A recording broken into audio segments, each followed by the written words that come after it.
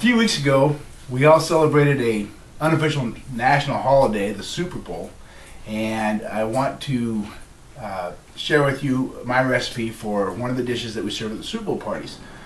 And one of the greatest things that we do at the Super Bowl parties is the food that we have. They have all kinds of food. They have pigs in a blanket, bacon wrapped smokies. These are your finger food types of food. Then they also have sandwiches, whether it be submarine sandwiches that fill up a whole table, or grilled cheese sandwiches that you're making to have with perhaps a soup or a chowder, maybe some chili. Of course, with all these things comes the variety of chips that are going to be at your Super Bowl party. And with the chips come the dips. My name is Steve Germeau, and today I'm going to be sharing with you my recipe for hot cheese dip. Now, we've all had cheese dips, I'm sure, at some point. The first cheese dip that I ever experienced was a chili cheese dip. I found the recipe on southernfood.about.com, and then I experienced some other recipes and ended up with this recipe that I've got here, which quenched my thirst for a really hot dip with a nice creamy Velveeta cheese. So let me get started here. I want to share with you the four steps in making this cheese dip. We're going to start with gathering your ingredients. Okay, we start with a Rotel tomatoes. They have original or hot. Use one of those two. Don't use any other kinds of Rotel tomatoes.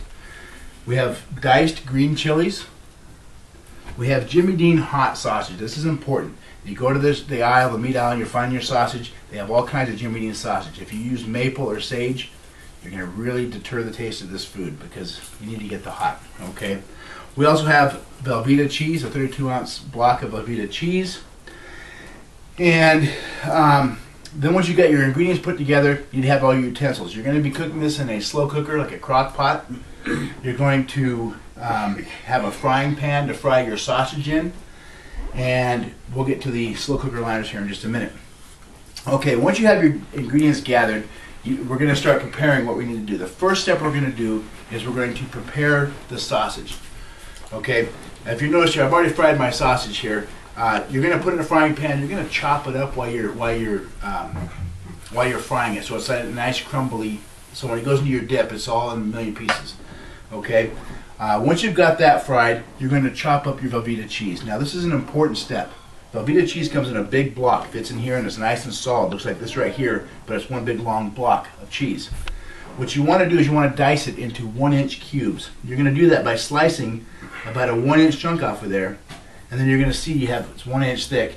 You're going to slice that again into thirds, and then go back across the other way, and you're basically end up with 9 1-inch blocks of cheese.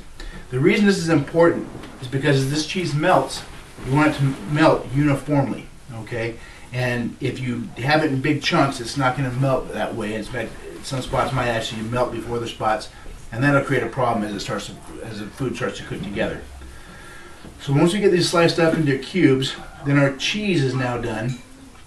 The last step in preparing everything is to actually use a slow cooker liner. Now at reynoldspkg.com, they advertise these. I didn't even know these things existed. They're liners for your slow cookers. Now what's important is if you've ever cooked with Velveeta cheese, you're going to be familiar with the fact that it gets nice and gooey and sticky, and it's kind of a real mess to cook with. Okay, these liners are going to prevent that mess at the end of your party. When you're done, you're going to be able just to take your whatever's left in here, pull it out, throw it in the garbage, wipe out your slow cooker, and you're ready to go. Okay, once we have everything prepared, we have our sausages fried and our cheese is cut up into 1-inch blocks. We're going to put our ingredients together in our slow cooker. Now we're going to do this in layers, and we're going to start with our hot sausage. Okay, and you're going to see here in a minute what I'm talking about, why we do it in layers. You're going to take your sausage and put it in there right across the bottom, nice and flat. Okay. Once that stuff is in there, you're going to take your Rotel tomatoes and you're going to put them right down the middle. And same with your chilies. You're going to take your chilies and you're going to just pour them right down the middle there. Now the last step, the last ingredient going into this is going to be our cheese. And the reason we do the cheese last, we're going to just take the crumbles like this, lay them on top in a layer, is as this cheese melts, we're cooking this in a slow cooker. And when you use a slow cooker, it's very important that you try and keep the lid on as much as possible.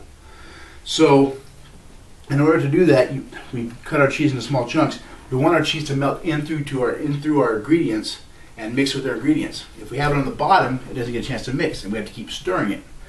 Once we put our lid on, we want to keep the lid on as long as possible to help this cheese melt. So we're going to put all this on there, and it's together now. Make sure you have a lid for it. You're going to put it on low heat. Now those of you who use a slow cooker think, oh my gosh, low heat, 4 or 5 hours before this dish is ready. Everything in here is pretty much already cooked. All we're trying to do is melt our cheese. On a low temperature, especially with Velveeta cheese, we want to go with low temperature. If you use a medium or a high heat, there's a good chance you could burn around the edges where the cheese is actually melting on the sides. It'll burn, and burnt Velveeta tends to, again, diminish the flavor of this dip. So we're going to put it on a low temperature. Okay, and we're going to stir this a few times. We're going to have to stir it. In about 15 to 20 minutes, we're going to do our first stirring. We're going to take our lid off. We're going to stir this.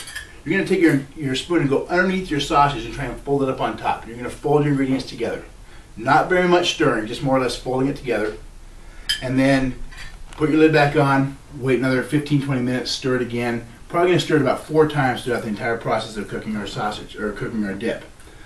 You know it's done when you go to stir it and all the cheese is melted uniformly. There's no chunks of cheese in there. It's all a nice, smooth, creamy texture, except for the bits of sausage and tomatoes and peppers that we have floating around inside of there.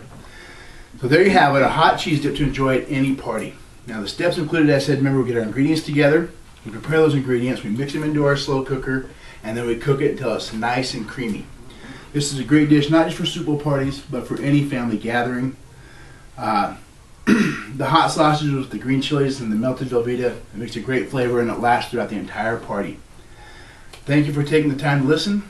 And one last thing I want to show you here. We have our finished product. Okay, this is our cheese dip. You can see it's got your melted cheese with all the sausage and the peppers in it and the tomatoes in it. You're just going to take usually a corn chip, dip it in there. I'll just show you here. And there you go. You can eat it like that, and it's great. Thank you very much for coming this afternoon, and enjoy the dip.